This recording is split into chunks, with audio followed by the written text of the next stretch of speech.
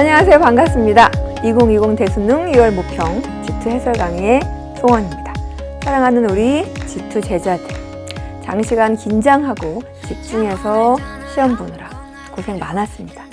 특히 6월 모의평가는 다른 모의고사들에 비해서 더 많이 긴장된다고들 해요. 수능만큼 난이도가 높다더라. 난이도가 높은데도 등급 컷도 같이 높다더라. 이런 정보가 우리 학생들을 조금 더 긴장시켰을 수도 있지만 우리 지금까지 굉장히 열심히 6월 모의평가를 위해서 준비했잖아요. 지금까지 내가 공부한 방향, 공부량, 공부 방법 등을 평가받는다고 생각하니까 더 많이 긴장될 수 있었을 것 같아요. 그런데 우리 진짜 평가받는 시험은 뭔가요? 그죠? 수능이에요, 여러분. 6월 모의평가가 아니고요. 우리 수능 본 거 아니니까 일희일비하지 않았으면 좋겠습니다.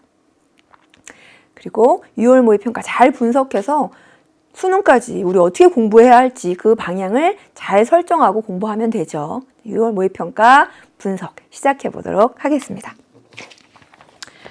자, 우리 대학 수학 능력 시험 수능을 보는 목적이 무엇이냐면 실제로 대학을 가서 수학 공부를 할 수 있는 능력이 있는지를 평가, 변별해내기 위해서거든요. 그래서 수능에서도 개념을 적용하는 능력, 과학적으로 사고하고 탐구할 수 있는 능력, 계산하고 식을 세우고 자료를 변형하고 자료를 분석하고 그리고 추론까지 할 수 있는지를 평가해요. 6월 모의평가도 당연히 그런 내용들을 평가해야죠. 자, 그런데 어느 부분에서 조금 우리 학생들이 많이 어려워하냐면 개념 적용보다는 식을 세워서 계산하고, 그죠? 자료를 변형해서 지질도처럼 그림을 그리고 그리고 생소한 자료를 분석해내는 것 어려워하고요. 특히 추론하는 것 많이 어려워합니다. 그런데 이 영역에서 선생님이 지금 문제를 분석해서 넣어놓은 문제가 벌써 8문제나 됩니다. 지구 복사 평형 문제, 계산하는 문제였죠. 식을 세우고요. 식을 세웠어야 돼. 그리고 해파, 식을 변형할 수 있었어야 되고요. 그리고 지각 평형, 우리가 많이 세웠던 식이지만, 그죠? 수치를 넣어서 계산해야 됐었던 문제이고요. 특히 19번 문제는, 그죠? 속도도 계산해야 됐었고요. 직윤풍, 기압 경도로도 계산해야 됐었고 계산하는 내용이 많았었어요. 막 맨 마지막 장에서 시간이 촉박한데 계산하는 내용이 많았으면 더 당황해서 안 풀렸을 수 있을 것 같아요. 많이 어려웠을 문제로 생각이 됩니다. 그리고 편동풍 파동 문제. 편서풍 파동을 충분히 잘 이해했다면 편동풍 파동 문제의 개념을 편서풍에서 갖다가 썼어야 하는 개념이거든. 그 개념 안에서 바로 생각하기보다는 다른 개념의 내용을 끄집어 와서 생각할 수 있어야 되는 추론 문제였기 때문에 또 어려웠을 것 같고요. 그리고 지상풍, 비슷한 문제가 수능에서 출제된 적이 있었지만 쉽지 않은 문제. 특히 판의 이동 문제 되게 어려웠을 것 같습니다. 자, 그러면 한 문제 한 문제씩 선생님과 함께 같이 분석하고 나서 그리고 그 이전의 역대 수능 문제들과 9월 모의평가와의 관계, 그리고 그걸 가지고 올 6월 모의평가를 우리가 어떤 부분을 조금 더 깊이 있게 수능까지 준비해야 되는지 방향성에 대한 내용은 자료 분석하고 그리고 조금 더 이야기해 보도록 하겠습니다. 1번 문제부터 들어갈게요. 1번 문제는 퇴적 구조에 대한 문제죠. 그죠? 수능 특강에서 우리 11강에서 다뤘고요. 그리고 연계 문제입니다. 자, 건열, 사측리, 점이측리. 여러분, 건열, 우리에게 어떤 환경을 지시하죠? 나 되게 건조한 환경에서 만들어진 퇴적 구조야. 그리고 물 위로 노출된 적이 있었어. 그죠? 얘가 심해 환경에서 만들어질 수 있는 자료가 아니란 얘기죠. 그죠? 기억은 틀린 설명입니다. 사측리요? 너무 많이 다뤘어요.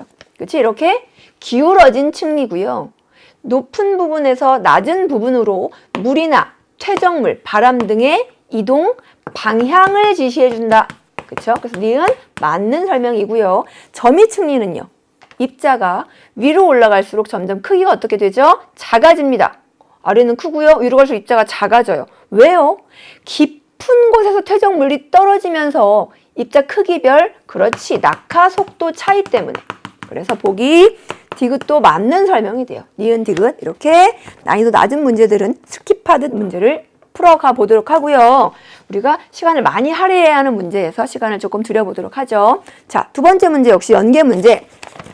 그림 A와 B는 동해에서 여름 그리고 겨울 두 시기에 관측한 해수의 밀도 분포인데 단서에 보면 밀도가 무엇에 의해서만 영향을 받는다 라고 이 문제에서는 생각해라 라고 얘기하고 있죠. 무엇? 원래 밀도는 수온과 염분 두 가지에 의해서 영향을 받아요. 어떤 요인에서 더 많이 영향을 받더라? 그쵸? 수온이야. 그런데 이 문제에서는 무엇에 의해서만? 그렇지. 수온에 의해서만 영향을 받는다고 가정을 해줘야 된다고요. 그렇게 문제를 풀어라. 그런데 우리 알고 있죠? 수온과 밀도는 무슨 관계입니까? 수온이 높으면 높을수록 물이 팽창해서요. 단위 부피당 들어있는 물입자의 개수가 적어져. 밀도가 작아진다는 얘기지. 수온이 높아지면 밀도가 작아지니까 밀도와 수온과의 관계는 이렇게 반비례 관계구나라고 해석할 수 있어요. 그러면 밀도 변화를 보면 반비례 관계니까 수온 변화를 알 수 있겠지. 여기다가 수온 그래프를 겹쳐서 한번 같이 그려보면요. 자, 밀도가 이렇게 작아. 수온은 높다는 얘기예요. 밀도가 점점 높아지고 있어요. 수온이 낮아지고 있다는 얘기죠. 자, 우리가 알고 있는 기존의 수온 그래프. 그지? 이렇게. 표층에 수온이 이렇게 좀 일정한 층이 있어야 하는데 밀도 그래프와 같이 비교해 보니까 A 상태에서는 수온이 그냥 이렇게 낮아지기만 하나 봐요. B 시기를 한번 볼게요. 수온이 일정한 층이 있어. 밀도가 일정한 층이 있어요. 그러면 수온이 밀도가요. A 시기에 비해서 B 시기의 표층의 밀도가 더 큽니다. 수온이 더 그렇지 낮다는 얘기죠. 수온이 낮으면서 일정하고요. 그리고 밀도가 증가해요. 수온이 감소하는 층이 있다는 얘기지. 그리고 일정합니다. 여기 무슨 층이구나. 혼합층. 수온 낮아지는 층, 수온 약층, 심해층. 혼합층은 요 정도 깊이에서 최하단부가 나타나겠구나 라고 해석해 주시면 돼요. 그러면 A, B 어느 시기가 여름일까요, 여러분? 수온이 높고 그래서 밀도가 낮은 A가 여름 시기가 될 거고요. B가 겨울 시기가 될 겁니다. 그래서 보기 기억 A는 여름에 해당한다 맞고요. 니은 B에서 혼합층 두께 여기죠, 여기. 그치? 300m보다 크지 않습니다. 디귿이요. 해수면에서 바람의 세기는 어떤 층과 연관이 있다고 말씀드렸죠? 그치? 혼합층이에요. 혼합층 바람에 의한 혼합작용으로 형성이 된다고. 바람이 세게 불수록 혼합층 두꺼워야 돼요. 혼합층이 B 시기에 훨씬 더, 겨울에 훨씬 더 두껍게 형성된 거 보이죠? 그러니까 A일 때가 B일 때보다 크지 않습니다. 디귿도 틀린 설명 기억만 맞게 돼요. 자, 3번 문제 가볼게요. 지각의 두께, 그죠? 근거리 주시곡선을 이용해서요. 그리고 교차거리를 이용해서 지각의 두께를 구해내는 그런 탐구 활동이 돼요. 자, V1층과 V2층이 있어요. V1층만을, 제1층만을 이렇게 굴절하지 않고 직접 가서 파가 도착하죠. 우리는 그런 파를 직접파라고 얘기합니다. 그리고 V2층으로 가서 굴절한 다음 다시 관측소에 도착하는 파를 굴절파라고 하죠. 자, 이 두 선 중에서 어떤 선이 직접파의 선이 되죠? 주시 곡선이 되죠? 그쵸? 이게 직접할 거지. 기울기가 커서 속도가 더 작은 요게 굴절파일 거예요. 그럼 여러분 니은은 뭐야? 직접파랑 굴절파가 동시에 도착하는 진앙 거리. 그렇지. 니은이 교차 거리예요. 자, 그렇다면 기억은 뭘까요? 기억 잘 볼까요? 기억은 2층으로 파가 굴절되어 들어갈 때 요게 입사각 세타고요. 굴절각은 몇 도가 되죠, 지금? 이렇게 표면을 따라 흐르니까. 맞습니다. 90도가 돼요. 굴절각을 90도로 만드는 입사각 세타를 우리는 그렇지, 임계각이라고 불러요. 임계각에 입사한 파는 일부 굴절하고 일부 반사하는데 이 반사파가 도달하는 거리 기역을 임계거리라고 부르고 임계거리부터 굴절파가 도착한다라고 보면 된다 그랬어. 그래서 그 이전에는 굴절파가 도착하지 않는다고요. 직접파만 와. 그죠? 그럼 교차거리를 기준으로 임계거리와 교차거리 사이에는 어떤 파가 더 먼저 오는 거야? 직접파 오고 굴절파 나중에. 교차거리 이후에는요, 굴절파 오고 직접파 나중에. 왜? 굴절파가 속도가 빠르니까요. 그럼 보기 가죠. 기역에서는 여기 임계거리에서는 직접파가 먼저 오고 굴절파가 나중에 와. 직접파가 굴절파보다 먼저 도착한다. 그렇죠. 맞는 설명이에요. 니은 1층의 두께가 증가하면 우리 임계거리라고 하는 개념 알고 있어요. 그렇죠? 속도가 달라진 층에 임계각으로 입사한 파가 반사해서 도착하는 거리라고요. 자, 두께가 증가했대. 그럼 그대로 한번 임계각을 유지하면서 입사해 보죠. 자, 내려갑니다. 그리고 그대로 반사돼서 올라올게요. 그러면 조금 더 깊이 내려가게 되면 임계거리가 어떻게 되겠어요? 기역거리보다 길어지게 되죠. 감소하지 않죠? 자, 디귿은 우리 많이 봤던 복이에요. 자, 교차거리 니은에 직접 온 파와 멘틀까지 내려가서 굴절해서 온 파가 동시에 도착할 수 있는 이유는 요 영역에서 그쵸? V2의 속도가 V1보다 빠르기 때문에 요 영역에서 되게 빨리 가서 그래요. 그런데 더 빨리 간대. V2가 증가한대요. 그러면 직접파와 굴절파가 동시에 만나는 지점인 니은이 원래 위치보다 어떻게 더? 그렇지. 진앙 혹은 진원에 가까운 지점이 형성되겠지. 그래서 니은의 거리는 감소한다가 맞습니다. 기억만 맞는 설명이죠. 자, 4번 문제가 재밌어요. 4번 문제 수능 특강 20강, 23강과 연계되는 23강 선생님이 설명해드렸던 그런 부분인데요. 자, 일단 세 가지 자료를 우리가 잘 봐야 돼. 첫 번째, 요 로마자 1부터 5까지가 뭘 의미한대요? 이게 각각의 지질 시대를 의미한대. 그런데 1이 가장 오래전의 지질 시대고요. 5가 가장 최근의 지질 시대래. 그 다음 스몰 a, 스몰 b, 스몰 c, 스몰 d는요. 각 시대에 살았던 생물들의 화석을 의미하고요. 그 다음 기역, 니은, 디귿, 지역의 지층들의 이 화석들이 지금 나오는 걸 보여주고 있어요. 됐어요? 그럼 분석해 보죠. 자, 지역, 기역에 화석 B와 D가 같이 지층에서 발견됐어요. 아래 지층에서. 어느 시대일까요? 화석 B와 D가 같이 생존했던 시기에 이 지층은 생성됐겠지. 어느 시기? 그렇지. 로마자 3시기가 되겠죠. 그 다음 C와 D가 같은 시기에 생존했던, 그래서 지층에 같이 발견될 수 있었던 시기는 언제야? 4번 시기죠. 그럼 여러분 생각해 보세요. 여기 D 혼자 달랑 발견된 요 지층은 5번 시기일까요?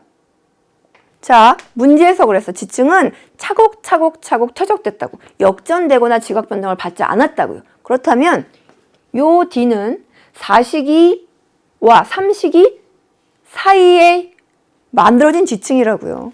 그죠? 그러니까 얘 D는 3시기였을 수도 있고 4시기였을 수도 있고 D가 살 수 있었던 시기는 3부터 5시기까지니까 요 사이 시기에 생존했던 D예요. 근데 왜 B나 C는 없나요? 지층이 산사태 같은 것으로 혹은 바닷속에서 형성될 때 모든 살았던 생물들이 다 지층 속에 묻히는 건 아니잖아요. 그렇죠? 요 시기에는 이게 3시기였다면 B는 산사태가 날 때 막 도망가서 같이 묻히지 않았을 수도 있는 거잖아요. 무슨 의미인지 알겠죠? 자, 그런 내용이 이해됐다면 니은과 디귿도 해결할 수 있습니다. 자, 지역 니은 제일 아래에 화석 A가 발견돼요. 어느 시대죠? 화석 A가 그렇지. 지질시대 1 지질시대. 되게 오래전 지질시대네요. 그리고 B와 D는 아까 3시기. 그리고 C와 D, 이렇게 연결되네요. 그죠? 이렇게 대비된다고 표현되거든요. 여기 4시기. 그러면 여기는 3과 4 사이. 자, 여기 C만 발견됩니다. 가장 위의 지층에. 그럼 4시기보다 위니까 이 C가 발견된 지층은 5시기에 형성됐었을까요? 여러분 보세요. C는 5시기에 생존 자체를 하지 않았어요. 그렇지. 그러니까 C가 단독으로 발견됐어도 이건 어느 시기인 거야? D가 함께 지층에서 발견되지 않았어도 어느 시기인 거야? 그렇지. 4시기인 거예요. 4시기. 니은 지층에 5시기에 화석이 발견되지 않았기 때문에 5시기는 없는 거야. 디귿. A니까 B, D니까 3. 그렇죠? 이게 사이. 그래서 보기 분석해 보면 가장 오래된 지층은 지질시대 1시기에 퇴적된 지층이기 때문에 기역 지역이 아니라 니은 디귿 지역에서 발견되는 것이 맞습니다. 니은 세 지역 모두 3시대. 3시대라고 하니까 좀 입에 붙네요. 3시기 하니까 조금 뭔가 느낌이 이상했어. 자, 모두 지층이 존재해요. 이건 맞는 설명이죠. 디귿까죠. 지역 니은에서는 5시대에 살았던 D가 산출된다고요? 얘는 5시대에 살았던 게 아니라고. 그쵸? 3과 4 사이에 살았던. 그치? 생물의 화석이라고요. 그래서 니은만 맞게 되겠네요. 자, 이제 5번 문제로 가보죠. 자, 생소한 용어가 등장했어요. 선생님이 수능 특강 5강에서 강의했다고는 말했지만 중력에 대한 강의를 한 거지 중력 편차에 대한 강의는 하지 않았어. 이 중력 편차는 중력 이상과 같은 개념인가요? 그렇게 놓고 생각을 하면 문제가 풀려지지 않아. 그치? 정의가 되어 있으니까 그 정의에 따라주면 되죠. 중력 편차는 무엇이냐? 관측 중력에서 연평균 중력을 빼준 값이래요. 그럼 중력 편차가 플러스인 시기는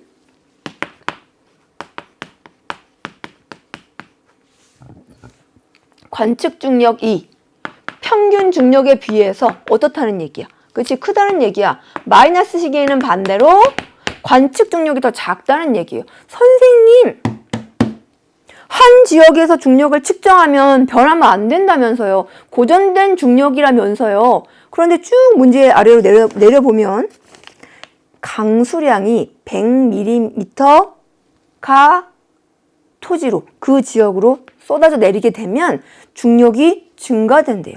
4 마이크로가을이 증가된대요. 여러분 당연하지 않겠어요? 요 밑에 있는 그쵸? 요 밑에 있는 지구 내부 부분이 지구 위에 있는 물체에 작용하는 힘이 중력인데 요 내부에 위에 있는 물이 쏟아져 가지고요. 토양 사이사이에 빈 공간을 물이 메워버렸어. 그럼 요 밑에 있는 암석층의 밀도가 어떻게 되겠어요? 증가하죠. 그러니까 물체를 더 강하게 잡아다니는 거가 되는 거죠. 그래서 중력 편차가 플러스인 관측 중력이 평균값에 비해서 큰 시기는 강수량이 커질수록 중력이 커진다고 얘기했으니까 이 시기는 비가 많이 오는 시기. 뭘까요? 표현한 우기가 되겠고요. 마이너스인 시기가 건기가 되겠죠. 그래서 그림에서 건기와 우기를 우리가 미루어 짐작할 수 있어요. 중력 편차가 이렇게 클 때, 관측 중력이 클 때, 이 지역에 되게 비 많이 왔겠구나. 나가 우기, 가가 건기가 되는데 A와 B 지역을 비교해 보면 A 지역은 가와 나 시기에 중력 편차의 차이가 커요. 관측 중력이 되게 작았다가 되게 커졌나 봐. 그런데 B 지역은 별로 차이가 나지 않아요.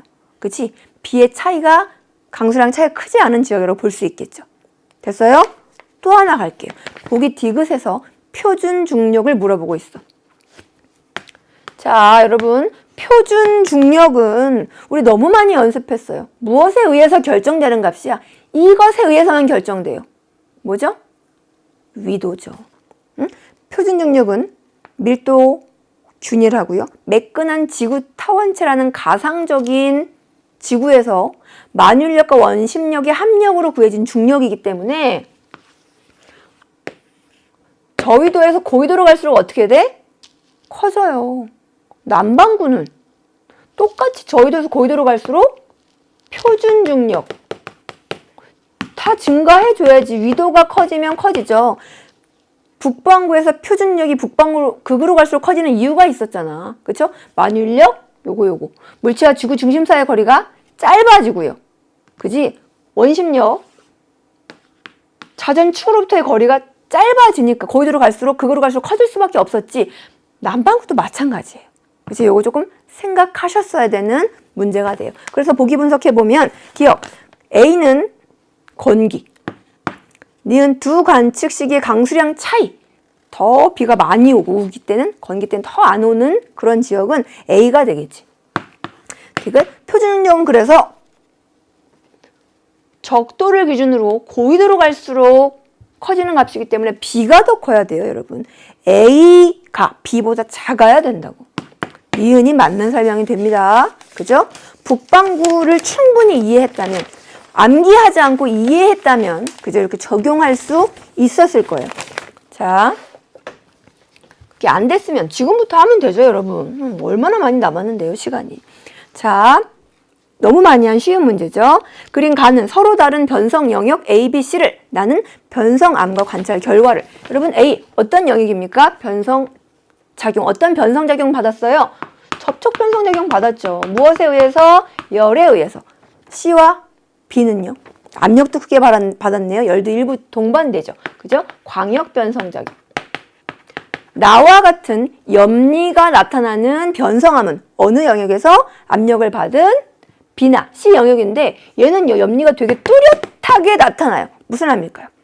편마암이겠죠. 편마암은 압력을 많이 받아야 되거든.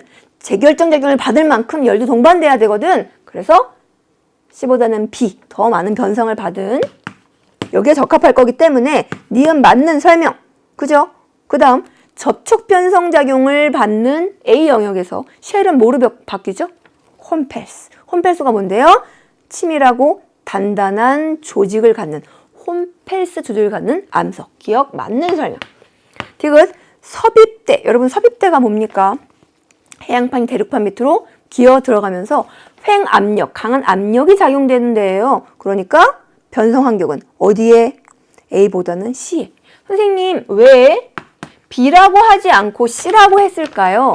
섭입대는 차가운 해양판이, 그죠? 해구를 만들면서 밑으로 기어 들어가요. 해구 부분의 지각 연료량이 주변 다른 지역의 해양 지각에 비해서 지각 연료량 높지 않죠? 낮아요. 차가운 해양판이 기어 들어가기 때문에. 그치? 그 지역은 압력은 크게 작용하지만 온도는 크게 높지 않아. 그래서 섭입대는 변성 조건이 저온 고압 환경이라고 표현하기도 해요. 자, 섭입대 저온 고압 환경이라고 표현되기도 한다는 거 하나 더 짚어주면서 7번 문제 갈게요. 자, 7번 문제. 수능 특강 29강이었고요, 여러분. 문제풀이 하면서 2점 테스트 문제였거든요. 문제풀이 하면서 보기 니은을 똑같이 설명해 드렸어요. 그치? 보기 니은과 어떤 차이가 있냐? 거기선 수치로 나왔고 여기는 식으로 나왔다는 차이가 있어요. 보기 니은이 해결됐다면 보기 디귿도 해결됐을 수 있었거든요. 니은과 디귿 해결이 안 됐다면 여러분 29강 천천히 다시 들어주셨으면 좋겠습니다. 수능 특강. 자, 가보죠. 그림은 태양에서 지구에 나란하게 입사되는 태양 복사 에너지를 나타냈어요. 태양 복사 에너지가 단위 면적에, 단위 시간당 들어오는 태양 복사 에너지를 우리 뭐라고 부르느냐? 태양상수 S라고 불러요. 이것이 지구에 얼만큼이 입사되고 얼만큼이 흡수돼서 얼만큼이 방출되는지 구분하면서 우리 공부했었다고요. 입사되는 양은 얼마큼이지? 입사되는 양? 지구에 태양을 바라보는 절반만 태양 에너지를 받고요. 뒤에는 못 받아. 그지? 그리고 절반 받는 부분도요. 지구가 구형이기 때문에 수직으로 받는 부분, 각도가 점점 다른 부분. 그래서 평균을 내보면 단면적, 지구의 단면적이 태양 에너지를 받는 것만큼의 량이 입사된다고. 그걸 표현해보면 어떻게? 단면적의 식은 파이 R 제곱이고요. S만큼의 태양 에너지를 단위 면적에서 받으니까 이 면적에서는 이만큼의 태양 에너지 입사량이 된다고. 됐죠? 그런데 우리 보기 니은에서는 무엇을 물어보고 있느냐? 자, 단위 표면적당. 지구 전체로는 이만큼이 입사돼요. 그런데 뭐요? 단위 표면적당. 지구 전체 표면적이 여러분 얼만큼이야? 9의 표면적이니까. 그렇지. 4파이 R의 제곱이에요. 이만큼의 에너지가 입사되는데 이게 골고루 나눠진다고 지구 표면 단위가 직접 받는 건 이 량을 지구 전체 표면적으로 나눠주면 단위 표면적당 받는 입사되는 태양 에너지를 알 수 있겠지. 맞아요? 그래서 똑같은 거 지워주면요. 단위 표면적당, 단위 시간당 평균 태양 복사 에너지가 입사되는 양은 그래서 4분의 S가 된다. 수능 특강에서 정리해드렸던 거 기억납니까? 그쵸? 같은 개념입니다. 자, 그런데 입사되는 양과 흡수되는 양, 방출되는 양은 다르죠. 그치? 100만큼이 입사됐어요. 그런데 문제에서 제시됐어. 그냥 부딪혀서 나가버리는 반사되는 태양 에너지가 있다고요. 그게 A로 표현됐고 반사율, 단위가 퍼센트이기 때문에 백분율로 나타내줘야 돼. 그게 무슨 의미냐? 입사되는 요 단위 면적당 입사되는 걸 100으로 표현하자고요. 그리고 반사돼서 나가는 걸 반사율을 A로 놓자고요. 그럼 100만큼이 들어왔어요. 그리고 A만큼이 나갔어. 흡수되는 건 얼만큼일까요? 그렇지. 100 - A만큼이 흡수되겠죠. 그만큼 받았으면 복사 평형. 태양 에너지가 그만큼 지구를 흡수됐으면 지구에서 방출해야 되는 지구 복사 에너지도 요만큼으로 같아요. 흡수되는 에너지와 방출되는 에너지가 같다는 게 바로 복사 평형. 자, 그럼 보기 디귿을 해결하기 위한 기초 자료들은 쫙 정리가 됐어요. 응? 그럼 비례식으로 한번 문제에서 물어보는 단위 표면적당, 단위 시간당 지구에서 나가는, 방출하는 복사 에너지량은 얼만큼인지 한번 볼게요. 자, 요만큼을 100으로 놨습니다. 4분의 S를 100%로 하자. 그죠? 그럼 흡수되는 양이 얼만큼인지는 수치로 모르니까 X로 놓고요. 근데 이건 비율로는 100 - A가 돼. 이게 100이고요. 그쵸? 흡수되는 양은 100 - A라고. 됐어요? 그러면 비례식이니까 X는 이렇게 곱해주면 S 곱하기 100 - A 되고요. 그치? 4 곱하기 100. 400분의 S 괄호 100 - A 이렇게 되죠. 같은 식인 거 맞습니까? 그냥 비례식을 이렇게 세워놓기만 했는데 보기 디귿에 대한 답이 나왔어요. 되게 생소한 자료는요, 여러분. 이렇게 저렇게 아는 식을 써가면서 그쵸? 꼼지락꼼지락 만들어져 가다 보면 어느 순간 답에 도착해 있을 거라고. 보기 디귿 맞는 설명이고 이거 디귿에 대한 내용 꼭 정리해서 여러분 것으로 만들어 주셔야 돼요. 니은도 아직 안 됐다면 충분히 연습이 될 만큼 정리해 주셔야 된다고. 수능 특강에 나왔고요. 6월 모의평가에 나왔으면 수능에 나올 확률 굉장히 높다는 얘기입니다. 자, 답은 보기 기억 안 봤죠? 자, 알베도 반사율이 커지면 태양 상수의 변화 있을까요? 없을까요? 태양 상수는 태양에서 오는 에너지를 지구 대기 바깥에서 받은 양이에요.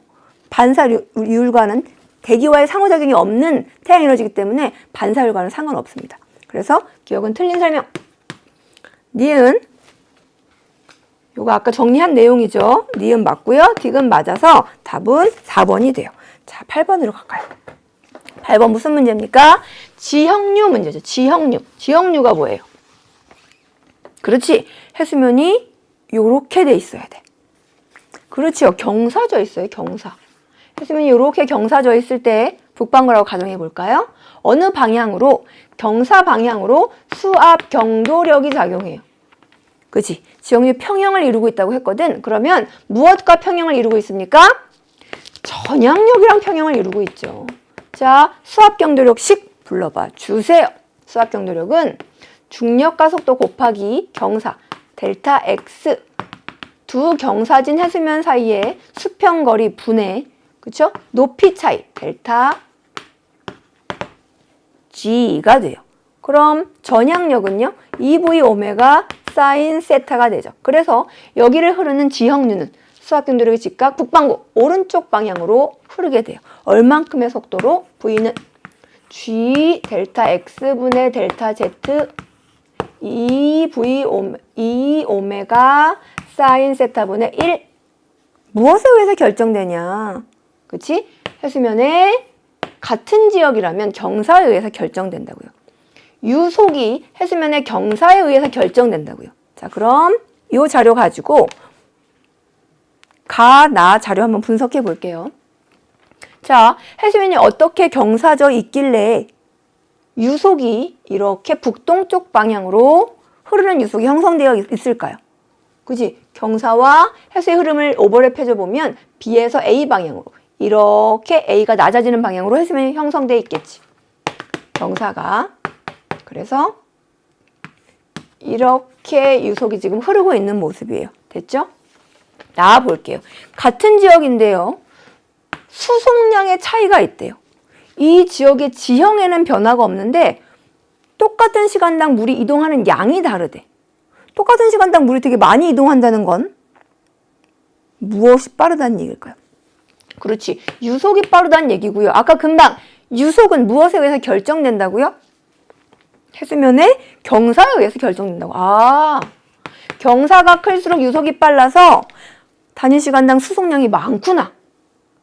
그럼 언제 경사가 제일 많이 졌을까? 수송량이 큰 시기겠지. 유속이 이때 되게 빠르겠구나. 수압경도력이 이때 되게 크겠구나. 그래서 전향력도 크겠구나. 왜냐하면 지형류가 평형을 이루니까. 수압경도력과 전향력이 똑같으니까. 보기 가볼게요. 기억. 수압경도력은 무슨 방향으로? 경사 방향으로. 그러니까 B에서 A 방향이 맞습니다. 니은 지형류에 작용하는 전향력은 수압경도력이 클수록 경사가 많이 져 있을수록 전향력 크죠. 같은 힘이니까요. 그지? 수압경도력이 클수록 유속 빠르니까 유속이 가장 빠른 시기를 골라줬으면 되는 거예요. 그래서 니은 맞고요. 이거 A와 B 사이에 해수면 높이 차이는 해수면 높이 차이를 두 글자로 경사라고 하죠. 그죠? 경사가 유속에 의해서 자신을 드러내잖아. 유속이 빠를수록 경사가 빠르다는 거 우리 이해했잖아요. 경사가 크다는 거. 그래서 10월이 4월 달에 비해서 경사가 크다. 그치? 해수면 높이 차이가 크다라는 걸 알 수 있어요. 수송량, 유속, 경사, 그리고 전향력과의 관계를 잘 이해하셨어야 풀 수 있는 문제가 되죠. 자, 이제 9번으로 갈게요. 표는 편광현미경에 재물대를 회전하면서 어느 화성암 박편을 봤대요. 이 화성암이 뭔지도 우리 알아내야 돼. 자, 이 화성암은 3개의 광물로 이루어져 있어요. 여러분 보세요. 개방니콜에서 봤더니 A와 B는 뭔가 색이 진해요. C는 되게 밝아. 그죠? 이렇게 색이 진해. 개방니콜에서 봤을 때 뭔가 색을 가지고 있어. 우리 이런 광물들을 뭐라고 하더라? 유색광물이라고 하는데 A와 B의 차이는 뭐냐면 A는 뚜렷하게 선이 표현되어 있어요. 이렇게 편광현미경 상에서 선이 보여진다. 그럼 뭘 가지고 있는 거라고요? 이 광물이? 그렇죠. 쪼개짐을 가지고 있다고요. 그런데 B는 여러분 보세요. 특정한 방향성을 가지고 있지 않아요. 쪼개짐이 없는 거야. 자, C는요. A, B와 분명히 확연하게 차이가 나요. 아주 밝죠. 그렇죠? 무슨 광물? 무색 광물에다가 개방니콜에서는 지금 흐리게 잘 나타나지 않는 선이 직교니콜 상에서 선이 뚜렷하게 나타나고 있어요. 역시 얘도 쪼개짐을 가지고 있는 광물이라는 걸 알 수 있어. A, B, C 감남석, 휘석, 사장석과 한번 매칭해 볼까요? 그죠? 유색 광물 감남석, 휘석, 각섬석 흑음모 이런 광물들 유색 광물이고요. 마그마에서 정수되는 광물 중에 사장석, 정장석, 석영 무색 광물이죠. C가 사장석이고요. 그럼 누가 감남석이게? 감남석? 쪼개지면 없잖아. B가 감남석, A가 피석이 되고요. 입자의 크기 지금 어떻습니까? 감남석, 휘석, 사장석 다 엄청 굵직굵직해요. 무슨 조직을 갖는 거야? 조립질. 감남석 나왔다. 염기성암이죠. 현무암질 마그마가 식은 건데 입자가 이렇게 크다. 천천히 식었어요. 신성암이야. 그러면 무슨 암인 거예요? 땅땅땅 진단. 그렇죠?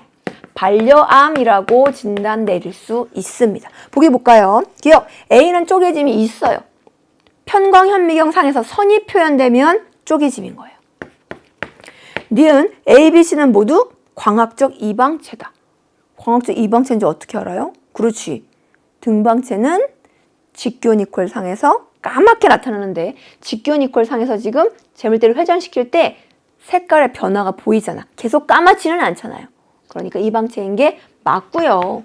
여러분 우리가 규산형 광물에서 공부한 광물들 감남석, 휘석, 각섬석, 흑운목, 사장석, 정장석, 백운목, 석영 다 이방체라고 보시면 돼요. 됐어요?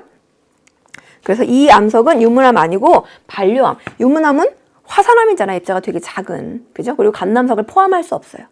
자, 답은 기억, 니은이 됩니다. 자, 이제 10번 문제로 갈게요. 자, 10번 문제. 수능 특강에서 그쵸? 열심히 연습했어요. 수능 개념부터 이 부분은 계산하는 문제가 출제되기 때문에 그쵸? 우리 많이 연습했습니다. 자, 뭘 가지고 계산했습니까? 지각 평형을 이룬대요. 지각 평형. 자, 나무 도막이 지금 물 위에 떠 있어요. 무슨 힘과 무슨 힘이 평형을 이루고 있죠? 단위 면적당 작용하는 중력. 그쵸? 로, G, H와 잠긴 부분의 부피에 의해서 결정되는 부력. 부력은 중력과 속도 곱하기 잠긴 부분의 두께. 자, 나무 도막 전체의 두께가 H고요. 잠긴 부분의 두께가 H-야. 그래서 식을 변형하면 밀도는요.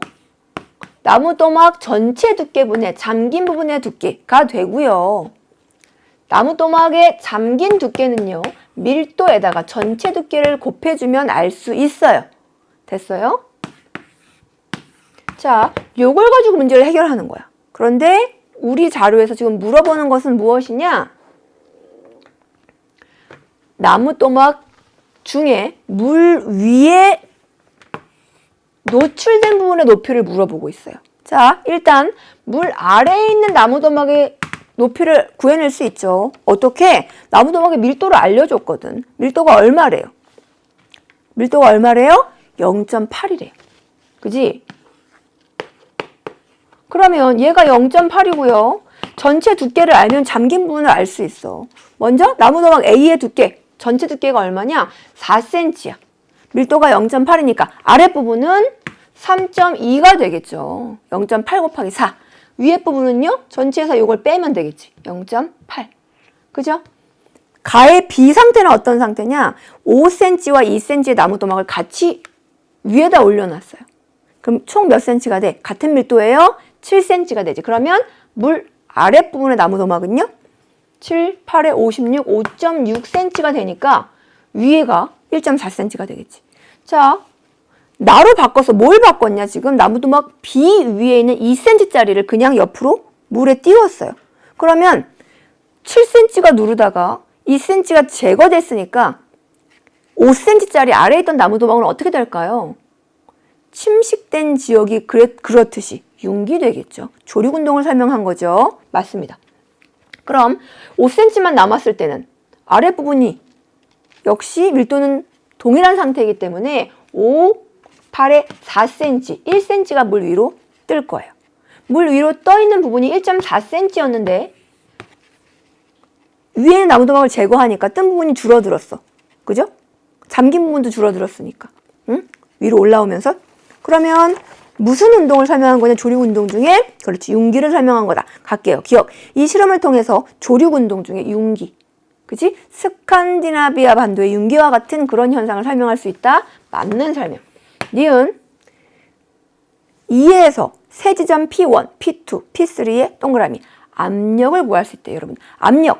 단위 면적당 누르는 힘이에요. 그게 뭐야? 로주 H라고. 그죠? 밀도 똑같고요. 중력가속도 같은데 P1, P2, P3에 작용하는 나무도막 전체 두께가 다릅니다. 누가 제일 두꺼워? P2가 두껍죠. 그러니까 P2의 압력이 제일 크고요. P3의 압력이 가장 작지. 같을 수 없다고요. H가 다르니까. 그지? 디귿, 물 위 나무도막의 높이는 B-가 P보다 0.4cm 낮아야지. 그쵸? 올라왔어요. 융기했으니까. 그래서 기억 디귿. 답은 3번입니다. 자, 11번으로 갈게요. 11번 많이 했던 문제죠. 그쵸? 많이 했던 문제인데 뭔가 그죠? 5번과 4번 조금 어렵게 느껴졌을 수 있어요. 보기. 자, 문제에서 알려줬어. 간은 지하의 온도 분포랑 암석의 용융 곡선인데 A와 B는 하나는 현무암의 용융 곡선이고 하나는 물을 포함한 화강암의 용융 곡선이라고. 자, 현무암 거 뭡니까? 그죠? B죠.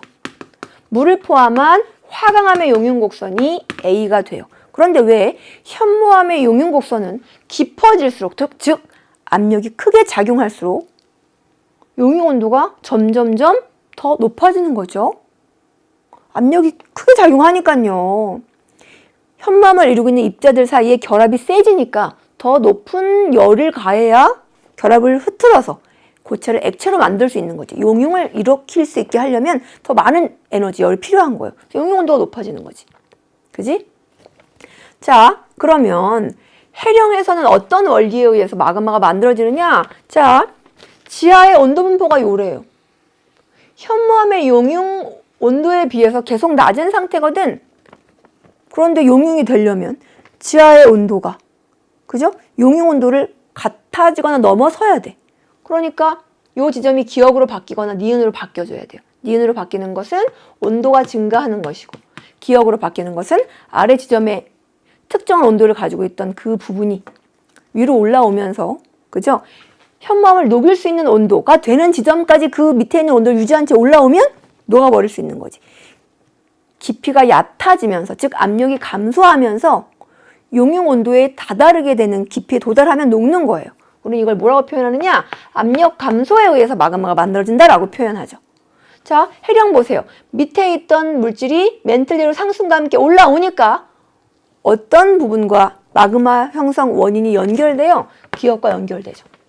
많이 했어요. 우리 열점이랑 해령은 압력 감소. 기억나죠? 그런데 여기 보세요.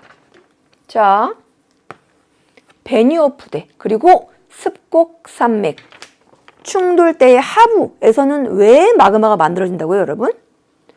니은 때문이에요? A의 영향을 받는다는 거 우리 알고 있잖아요. 그렇죠? 뭐 때문인 거야? 물 때문인 거죠, 물. 그렇지? 충돌대 그리고 섭입대 공통적인 요인이 무엇이냐? 횡압력이에요. 이 압력에 의해서 이 지역에 지각을 이루고 있는 광물들에서 물이 빠져나와. 함수 광물들이 물을 내놓게 돼요. 그러면 이 물이 A 보시면 용융점을 낮추는 걸 볼 수 있다고. 용융점을 낮추니까 더 쉽게 녹을 수 있게 하니까 이 지점 B에서는 어떠한 마그마가 만들어지겠어요? 해양 지각과 멘틀이 녹으니까. 그쵸? 현무암질 마그마가 형성이 된다니까요. 근데 올라가면서 지금 뭘 녹이고 있어요? 대륙지각을 녹이고 있어요. 대륙지각 화강암으로 이루어져 있잖아. 그러니까 여기서 형성되는 마그마는 뭐라고? 유문암질 마그마라고. 이게 합쳐져서 분출될 때는 그렇지요. 안산암질 마그마로 분출된다 하면서 우리 유문암질 마그마의 생성 강조했었어요. 그게 보기 5번의 내용이라고. 맞다고요. 그리고 이렇게 니은 과정에 의해서 마그마가 만들어지는 지역은 우리가 다루는 마그마가 형성되는 장소 4군데 안에는 없다. 이렇게 봐주시면 돼요. 그 보기 4번이 틀린 거야. 1번 스몰 a는 물을 포함한 화강암의 용융곡선인 거 맞죠? 2번 압력이 증가하면 현무암의 용융 온도 증가합니다. 보여지고 있고요. 3번 A에서는 해령이죠. 가의 기역 과정. 압력이 감소하면서 멘틀 물질이 상승하면서 마그마가 만들어지는 것 맞고요.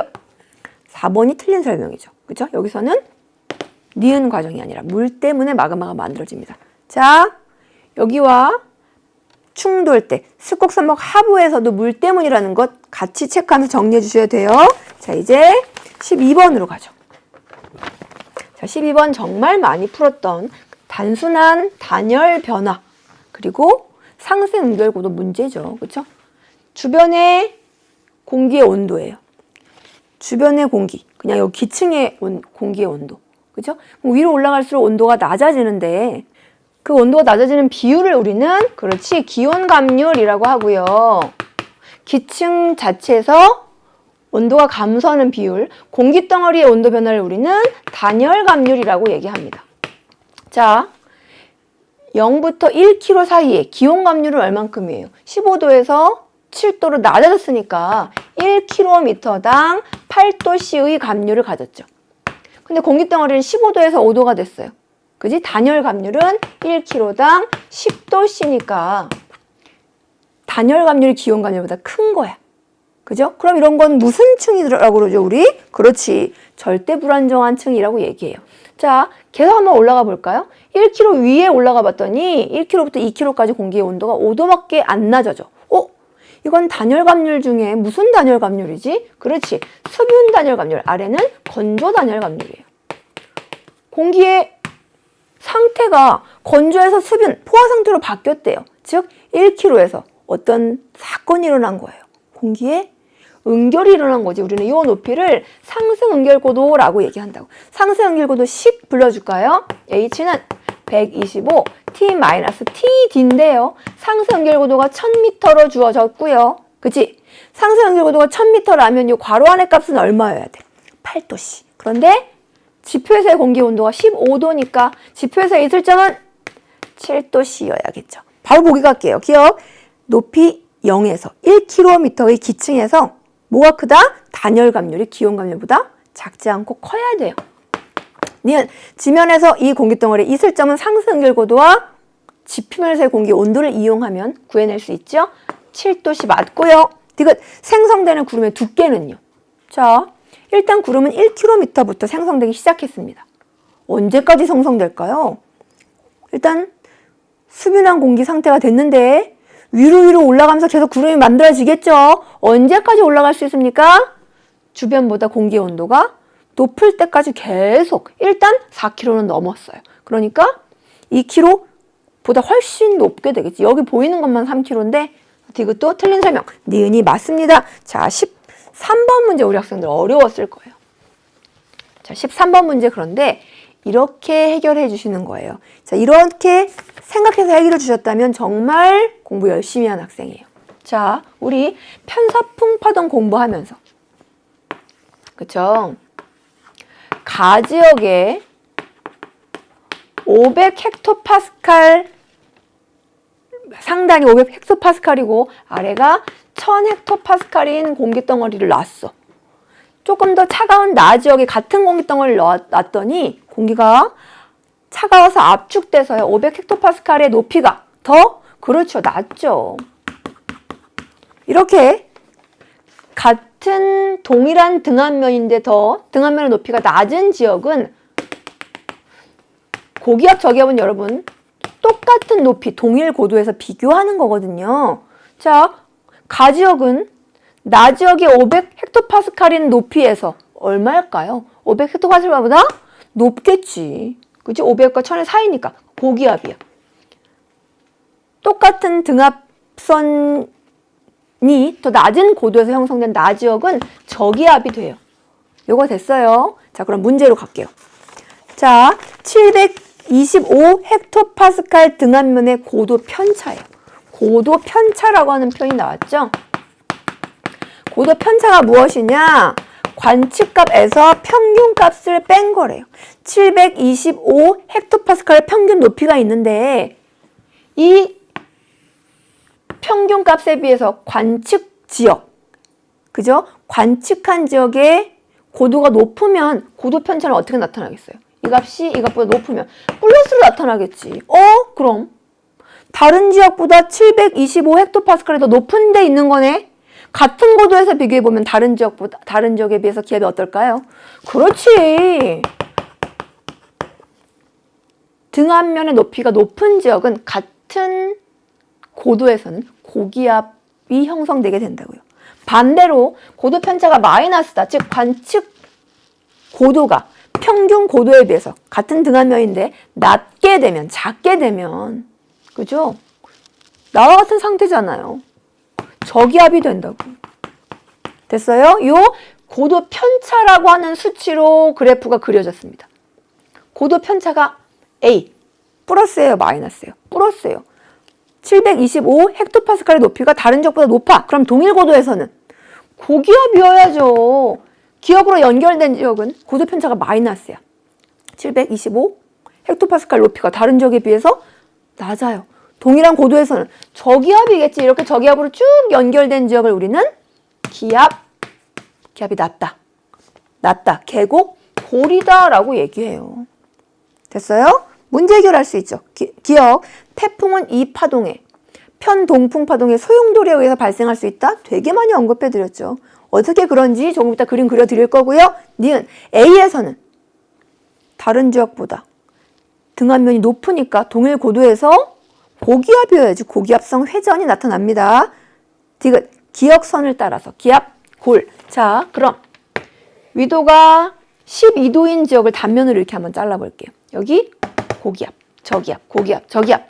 편동풍 파동은 동에서 서로 파동을 이루면서 이렇게 흘러가는 거야. 요 지역 연결하면요. 흘러갑니다. 그럼 이 지역에서 시계 방향의 회전이 나타나겠죠. 시계 방향의 회전이래, 북반구에서. 뭐예요? 고기압성 회전이지. 그죠? 갑니다. 반시계 방향의 회전, 저기압. 반시계 방향의 소용돌이가 모여서 태풍으로 성장할 수 있는 거죠. 그렇죠? 그럼 여러분 여기서 하나 더 공부하신다면 여기 사이 지역, 여기를 가, 여기를 나라고 한번 해볼게요. 가 지역은요, 기압 골의 서쪽이에요. 기압 골 서쪽. 우리 기압 골과 기압 마루, 고기압과 저기압에서 풍속이 어디가 더 빠른지 알잖아. 어디가 빨라요? 고기압이죠. 고기압에서 저기압으로 가는 길목에서 풍속이 빨랐는데 느려지니까 공기 수렴하고요. 이게 어떻게 된다고요? 위로 올라가서 상승기로 돼서 구름 생기고 날씨 나빠요. 기압 골의 동쪽은, 기압 골의 서쪽은요? 마루에서 빨리 가는데 그걸 못 메워주니까 여기서 발산이 일어나죠. 이걸 위에서 메워준다니까 하강기류 때문에 여기 이렇게 연결돼요. 하강기류 때문에 날씨가 맑아진다고. 거기까지 연결해 주시면 좋을 것 같아요. 자, 진짜 어디서도 등장하지 않은 문제예요. 정말 한 10번 봐주시면서 충분히 우리 학생들 걸로 흡수해 주셨으면 좋겠습니다.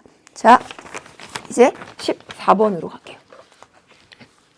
그림 가는 어느 지역의 지질 단면을 나는 방사성 원소 X의 붕괴 곡선을 나타낸 것이다. 가의 화성암 2와 F의 방사성 동위원소 X의 양은 4분의 1과 2분의 1이다. 자, 일단 가자료 보니까 굉장히 많은 지각 변동들이 일어났어요. 일단 지층 퇴적됐고요. 그리고 지층들이 막 이렇게 휘어 있어. 무슨 작용? 습곡 작용 받았어요.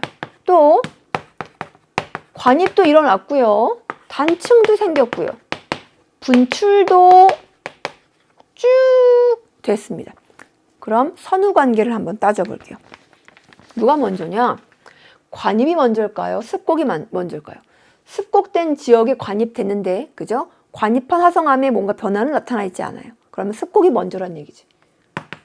습곡이 먼저고 관입이 나중인데요. 그럼 관입과 단층 중에서는 누가 먼저일까요? 관입된 화성암 자체가 잘렸어.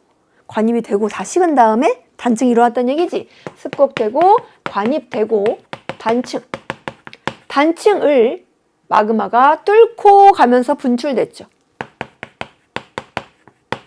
됐어요. 그럼 지층 A, B, C, D가 퇴적되고 습곡된 다음에 이 관입 일어났고요. 그리고 단층 생겼고요. 마지막에 F 분출됐다는 얘기야. 제일 마지막에 만들어진 암석은 뭐란 얘기죠? F란 얘기지. 선생님, 여기 D가 제일 위에 이렇게 있는데 D가 제일 마지막에 만들어진 거 아닌가요? D도요, 여러분, C와 같은 경향성을 가지면서 휘었어요. 그지? 습곡 과정에서 이미 있었던 지층이라는 의미가 돼요. 그래서 F가 제일 마지막인 것이 맞습니다. 그런데 과임된 암석 E와 분출된 암석 F의 방사성 동위원소, 반감기가 1억 년인 방사성 동위원소가 절반 남았고요. 4분의 1 남았어요. 그럼 반감이 2번 됐다는 얘기죠? 나이가 2억 살, 나이가 1억 살. 그죠? 그러면 단층은 중생대에 일어났겠구나라고 해석할 수 있어요. 이 지역에서 일어난 지각 변동은 다 1억 년 이전, 중생대보다 더 오래전 시간에 사건들이 일어났을 거라고. 보기 볼까요? 기억, 단층은 습곡 생성 이후 맞습니다. 니은 암석 A는요. 신생대라고요. 2억 년보다 이전이니까 신생대일 리 없죠. 디귿, 가장 최근에 생성된 암석은 그치, F가 된다고. 그래서 기억만 맞는 설명. 자, 15번 갈게요. 15번 6월 모의평가마다 계속 반복돼서 출제돼서 그쵸? 작년 6월 모의평가 문제와 굉장히 유사해. 응회암, 화산암, 경상누춘군에서 발견된다. 그래서 우리 많이 수능 개념, 수능 특강에서 강조했었다고. 자, 평안누춘군, 조선누춘군, 대동누춘군, 경상누춘군 4개의 층의 생성 순서와 특징들을 우리 열심히 공부했어요. 일단 여기 그죠? 고생대 비변성대 지역에 조선누춘군 발견되겠죠. 조선누춘군 석회암이 포함된 여기 겉에 테두리 영역 A입니다. 그지? 거기 사이사이에 이렇게 평안누춘군도 끼워져 있어요. 그런데 조선누춘군은 석회암이 주를 이루는 암석이래. 석회암은 무조건 어디서 형성된다고? 바다. 그쵸? 그래서 해성층. 평안누춘군은 아래는 해성층인데요. 위에는 석탄층 발견돼요. 석탄층은 어디서 형성돼? 그렇지, 육지. 그래서 해성층과 육성층을 같이 가지고 있어서 보기 기억 A, B 해성층이 포함된다는 표현은 어때요? 맞겠지. 자, 여기 보령지역 어떤 지층이 발견되죠? 그렇지. 중생대 전기, 중생대 중기에 대동누춘군이 발견이 돼요. 중생대 중기에 형성된 D는요. 중생대 백악기, 말에 형성된 백악기, 중생대 말에 형성된 경상누춘군. 여러분, 대동누춘군에 또 뭐 발견된다고? 경상누춘군처럼 육지에서 만들어진 지층인데요. 그렇지. 평안누춘군처럼 석탄 발견된다고요. 또 경상누춘군은 공룡 발자국, 공룡뼈 발견되면서 육성층인 게 확실하고 그리고 불국사 화강암의 관입도 받았지만 지층에 화산암과 응회암이 발견되면서 화산이 분출한 흔적도 남아있다고 말씀드렸어요. 그죠? 기억나죠? 순서대로 한번 정리해보면 그럼 어떻게 정리할 수 있을까요? 그렇지. A, B, C, D가 된다고. 자, 기억 맞았고 니은 B와 C에서 석탄층 발견돼요. 여기, 여기. 디귿, D에서는 응회암이 산출된다. 그죠? 계속 출제되는 개념 어렵지 않았을 거라고. 답은 5번이 됩니다. 자, 이제 우리 학생들이 힘들었을 16번 문제부터 20번 문제까지 5문제가 다 쉽지 않았을 거예요. 자, 그림은 어느 해파의 파장과 속도의 관계를 나타냈어요. 이 파는 천해파와 심해파 중에 하나래. 자, 여러분, 속도랑 파장 사이의 관계가 표현되어 있어요. 심해파는요, 파의 속도가 무엇에 의해서 결정되죠? 심해파의 속도식 우리 열심히 연습했습니다. 그지? V는 루트 2파이 분의 중력가속도 곱하기 파장이 돼요. 천해파의 속도는요, 루트 GH, H는 뭡니까? 수심이죠. 파장에 파장과 속도가 관련 있는 파는요, 심해파예요. 그치? 기억은 맞다고. 그런데 니은이 어려웠겠죠. 그죠? 디귿은 쉬웠는데. 자, 니은은 뭐냐면 주기와 파장과의 관계예요.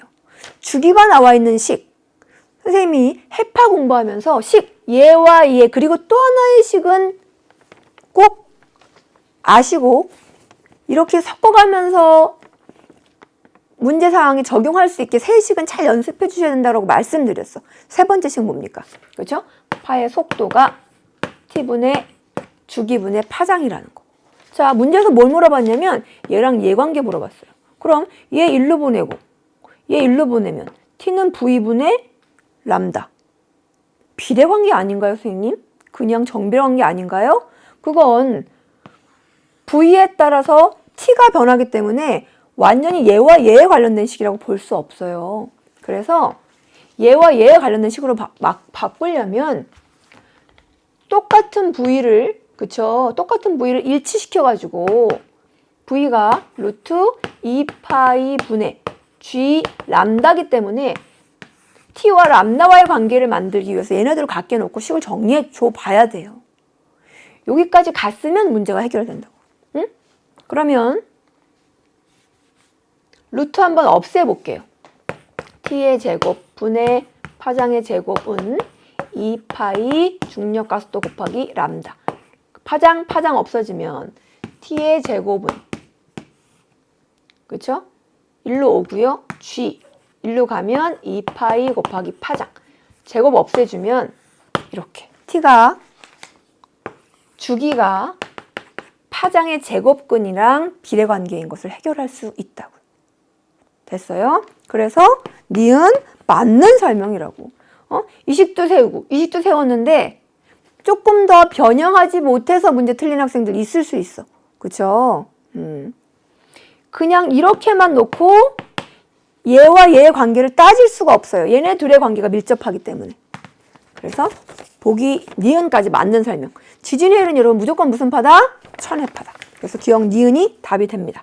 자, 17번 문제로 가죠.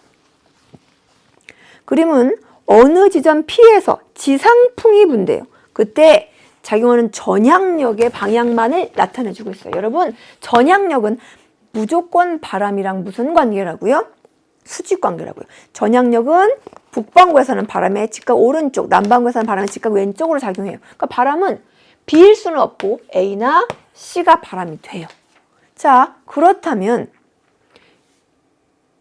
지상풍이니까 전향력, 마찰력, 그리고 기압경도력이 작용해 주겠죠. 얘가 등압성이니까요. 기압경도력은 이런 방향 아니면 이런 방향으로 작용해 줘야겠지. 그지? 가가 고기압이면 기압경도력 A방향, 나가 고기압이면 기압경도력 B방향. 그런데 우리가 알고 있는 그림을 한번 그려보도록 할게요. 자, 기압경도력 저기압적으로 작용하고요. 전향력, 평형을 이루어서 북반구라면 바람 어떻게 불어야 되느냐? 오른쪽 방향으로 불어줘야 돼요. 그런데 마찰력이 작용하는 곳으로 갔어. 그러면 마찰력이 작용해서 풍속 줄고요. 그럼 전향력 줄어서 바람이 어느 쪽으로 편향된다고?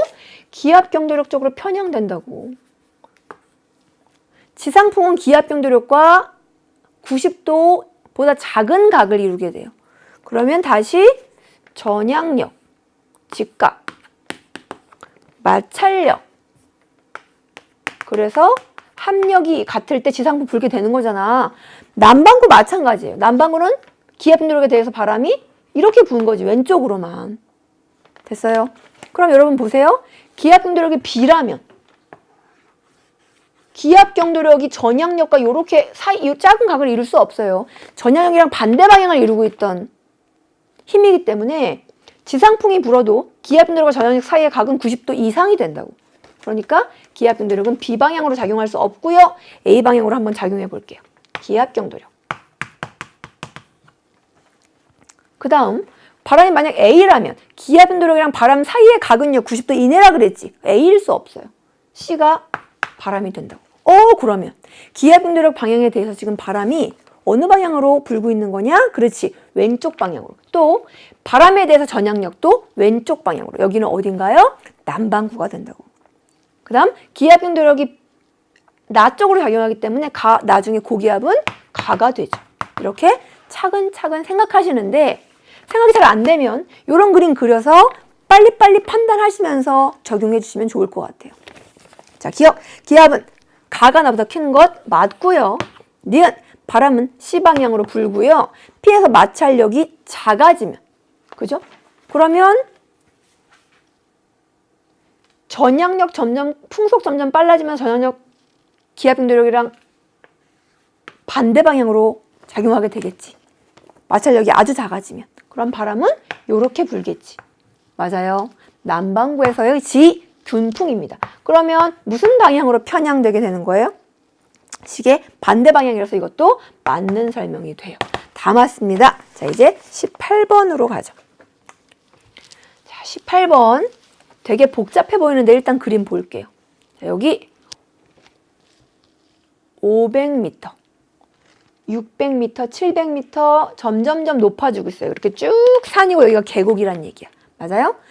높은 산 부분에 이렇게 지층 경계선이 등고선과 나란한 지층 경계선이 등고선과 나란한 층이 위에 올려져 있어. 그쵸? 산이 이렇게 있는데 여기 위에 이렇게 지층 경계선이 등고선과 나란한 층이 있고요. 그 다음 계곡이 있고요. 그리고 계곡을 기준으로 A층, B층, C층이 등고선과 지층 경계선이 교차하면서 형성되어 있어요. 이런 층은 경사층이지. 아래에 경사층이 있다고요? 그런데 어느 방향으로 경사져 있는가 볼게요, 여러분. 자, 경사 방향 알려면 뭐가 필요해요? 지층 경계선 하나가 서로 다른 등고선이랑 만나야 돼. 그러면서 주향선을 만들어야 되거든. 자, 일단 B층. B와 A의 경계 600 주향선을 세 한번 그려보니까 요래요. 아, 주향은 북서 방향이구나. 그 다음 700 주향선을 그려보려고 했더니 없지만 쭉 이쯤에 그려질 것 같아. 그러면 경사는 높은 주향에서 낮은 주향 방향으로 이렇게 경사지는 거잖아. 맞아요? 경사 방향으로 갈수록 더 지층의 나이는 어려지는 거지. 이쪽도 마찬가지야. 자, 이게 600 주향선. 여기가 없지만 저기 있을 것 같아. 700 주향선. 나란하게. 그쵸? 700, 600. 경사가 BC 방향으로요. 누가 어린 지층이 돼요? C. 아래층에 있으니까 밑에 있는 층들, 경사진 층들이 먼저일 건데 A, B, C 방향으로 경사져 있으니까 이 순서대로 형성되고요. 그리고 위에 거의 수평한 층인 D, E, F가 부정합 이후로 만들어졌다고. 아래가 부정하면 아래가 경사져 있으니까 무슨 부정합? 경사 부정합이 되죠. 안 그리고 일단 해석해 보는 겁니다. 그리고 보기 바로 분석해 볼게요. 기억, 경사 부정합 맞는 설명, 습곡 구조. A를 기준으로 지층 경계선이 대칭으로 나타나요. 특정한 지역을 기준으로 대칭으로 나타나. 무슨 구조냐? 습곡 중에서도 배사 구조죠. 가장 오래된 지층은 A층인 게 맞습니다. 확인해 볼까요, 여러분? 자, 그림 한번 그려보도록 하죠. 자, 지질 단면도로 선생님은 지금 요렇게 잘라서 그려드릴 건데 여러분은 요렇게 한번 또 요렇게 한번 잘라서 2번 그려주시면 부정합까지 위에 얹어있는 지층까지 확인할 수 있어요. 자, 볼게요.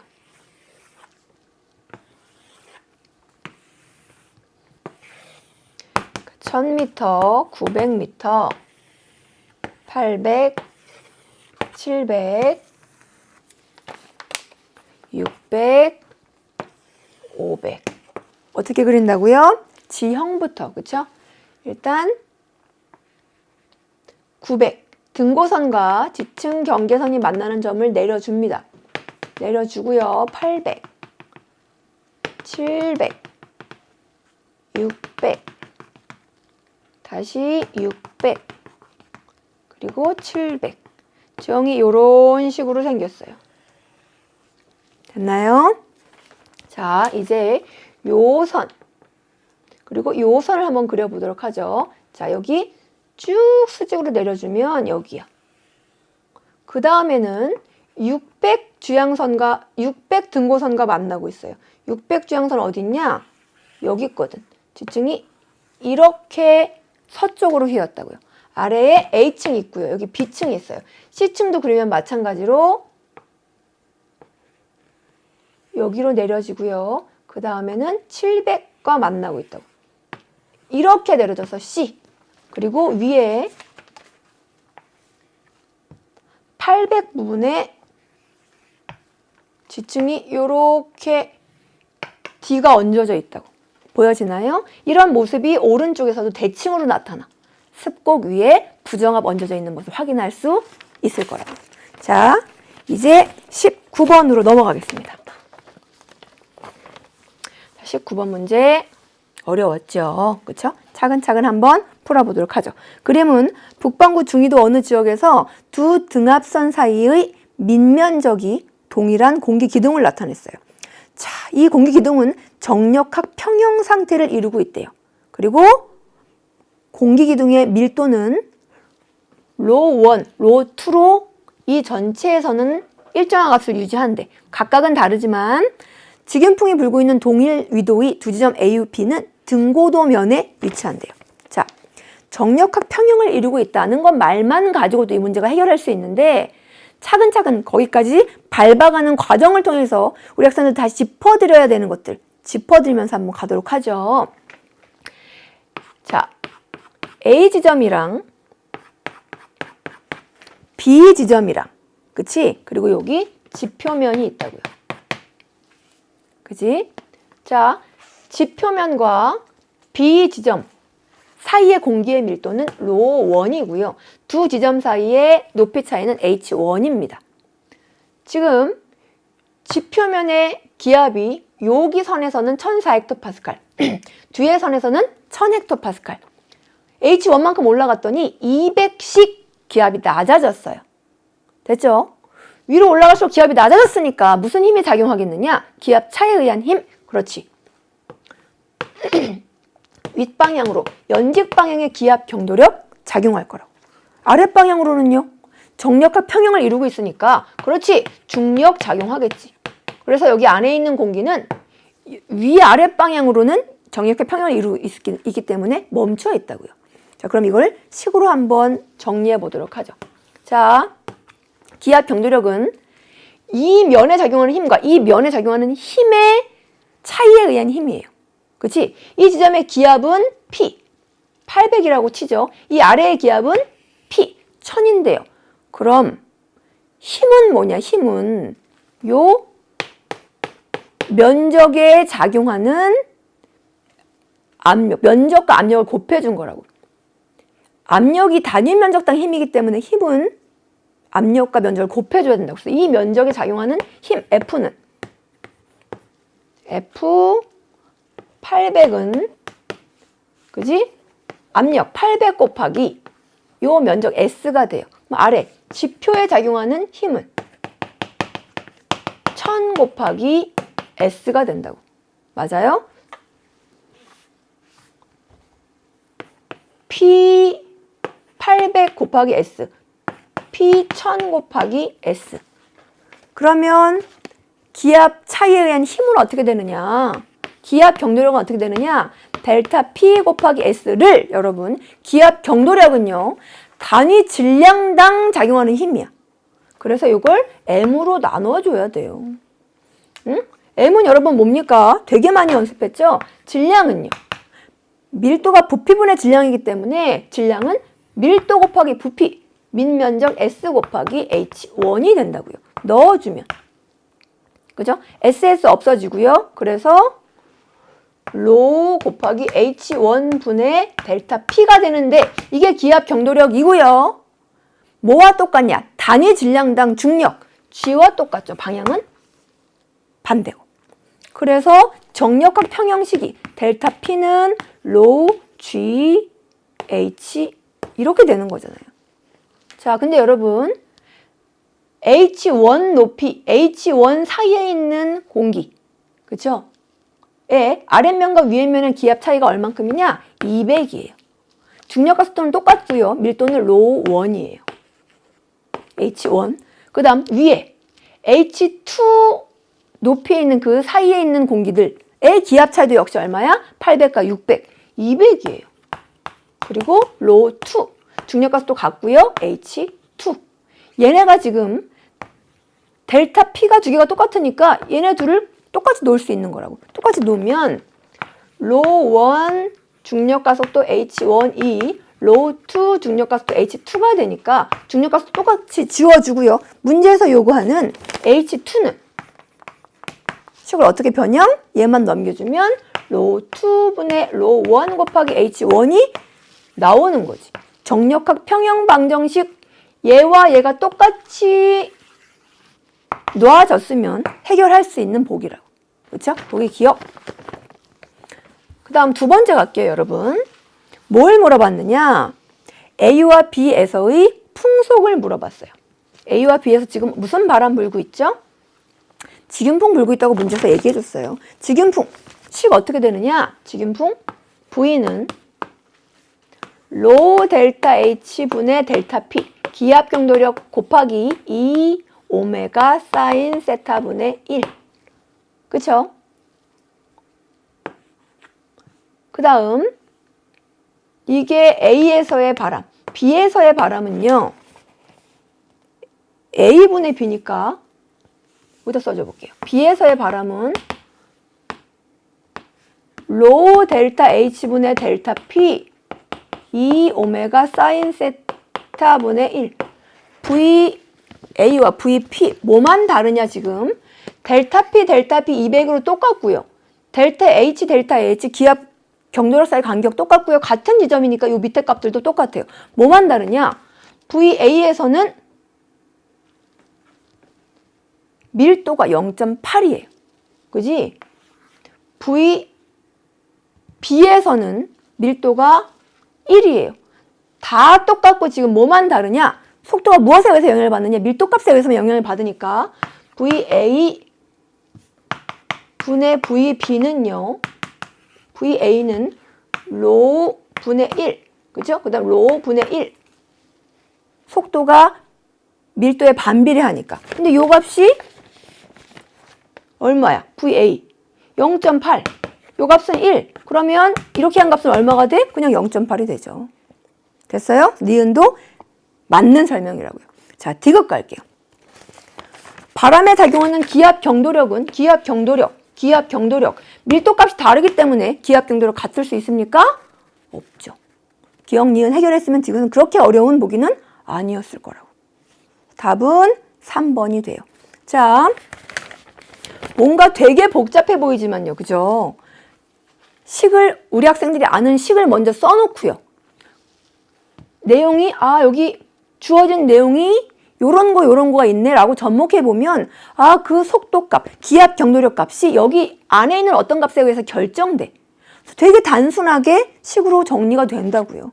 겁먹지 말고 해결할 수 있다고. 되게 복잡하게 나왔던 2년 전의 수능 20번 문제 기압 경도력 직윤풍 해결하는 비슷한 문제도 식 하나씩 넣어서 해결했으면 해결할 수 있었다고. 시간이 부족해서 그렇지. 그죠? 자, 그래서 우리 짧은 시간 동안 이것저것 넣어서 답을 도출할 수 있는 연습을 많이 해주셔야 돼요. 그렇지? 기압 경도력, 전향력, 그리고 속도와 관계된 이런 연습 많이 해주셔야 된다고. 이제 마지막 문제로 가보도록 할게요. 자, 요 문제. 이 문제에서의 힌트가 뭐냐? 동서 방향으로 이동하는 두 해양판의 경계와 이동 속도를 나타냈어요. 여기 왼쪽 판은 서쪽으로 4cm 1년에 이동하고요. 오른쪽 판은 6cm 이동해요. 그럼 둘 사이가 10cm 벌어지겠네요. 그죠? 그런데 문제에서 지금 뭐라 그랬냐면 고지자기의 줄무늬, 해령을 축으로 만들어지는 마그마 올라와서 식으면서 당시 지구 자기장으로 자화되는 고지자기의 줄무늬가 해령을 축으로 대칭을 이루고 있대요. 여기서 이 대칭의 의미. 줄무늬가 만들어지는데 정자긋기, 역자긋기 이 대칭인데, 그지? 이 대칭이 두께, 만들어지는 두께가 똑같다는 의미를 여기서 내포하고 있다고요. 응? 여기서 마그마가 올라오는데 여기는 6cm로 되게 빨리 가. 그리고 여기는 천천히 가. 그럼 여기는 되게 빨리 가면서 마그마가 올라오면 암석 빨리 만들어지고 또 빨리 만들어지고 또 빨리 만들어지면 여기는 너비가 좀 넓겠죠. 여기는 천천히 가니까 마그마 올라와서 경계에 들러붙으면 조금 같은 식이지만 좁은 고지자기 줄무늬가 만들어져야 되는 거 아니에요? 그런데 같은 고지자기 줄무늬가 만들어진다는 건 무슨 뜻이냐?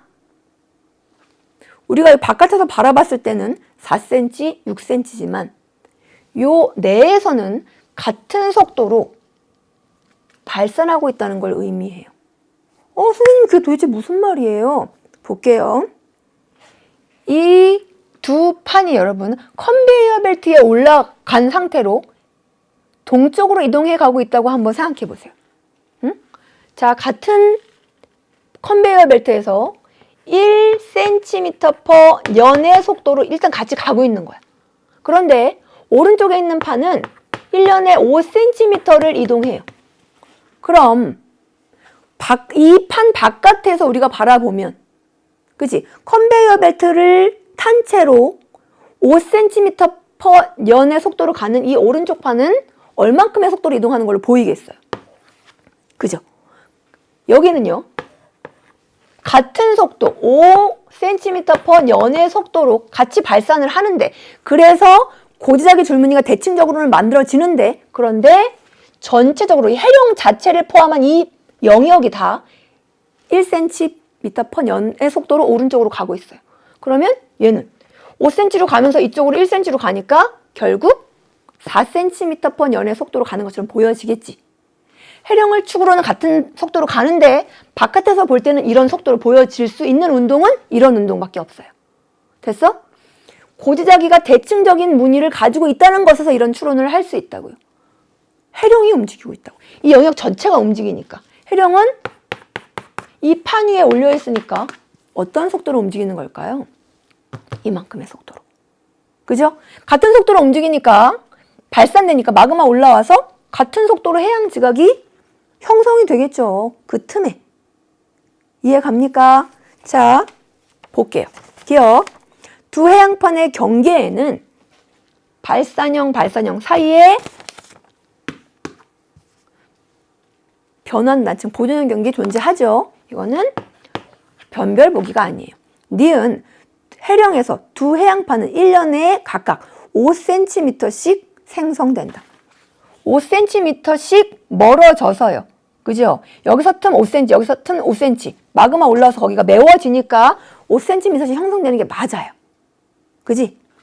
두 판의 상대적인 발산 속도가 같다는 걸 의미한다고. 그걸 힌트로 하면요, 여러분. 이렇게 될 수 있으려면 어떻게 해야 되지? 전체가 1cm/년의 속도로 동쪽으로 이동해 가면서 해령도 1년에 얼만큼씩, 그렇지, 1cm씩 동쪽으로 이동해 주면 된다고요.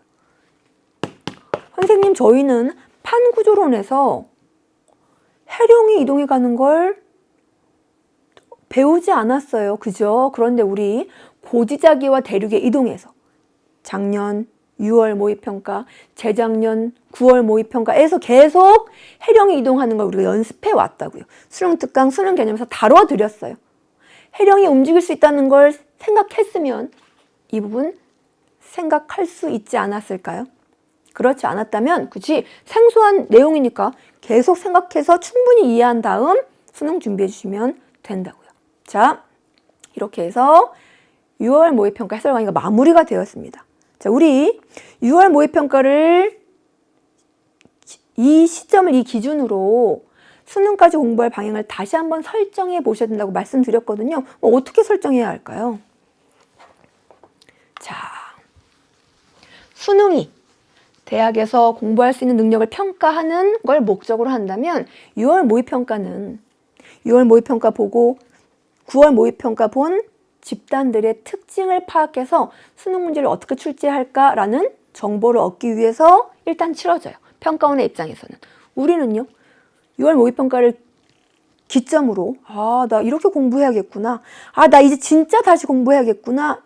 이렇게 생각해 주시는 것이 목적이라고 선생님이 생각한다고. 우리 학생들의 입장에서는 나 다시 한번 시작해봐야지. 이제는 공부해야지. 초심을 불러일으키는 계기가 돼 주셔야 되고, 그리고 공부 방향 재설정해 주셔야 된다고. 어떻게 해요? 자, 작년 2019 수능의 오답률 1위였던 문항이에요.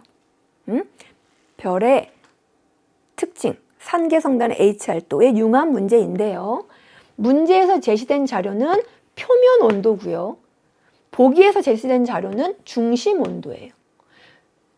대부분의 학생들이 기억과 디귿은 많이 연습해서 해결하셨어. 그런데 중심 온도가 가장 높은 별은 B다. 표면 온도가 높으니까 그냥 그거를 체크해 버렸다고. 그래서 답을 3번인데 5번으로 한 학생들이 많아요.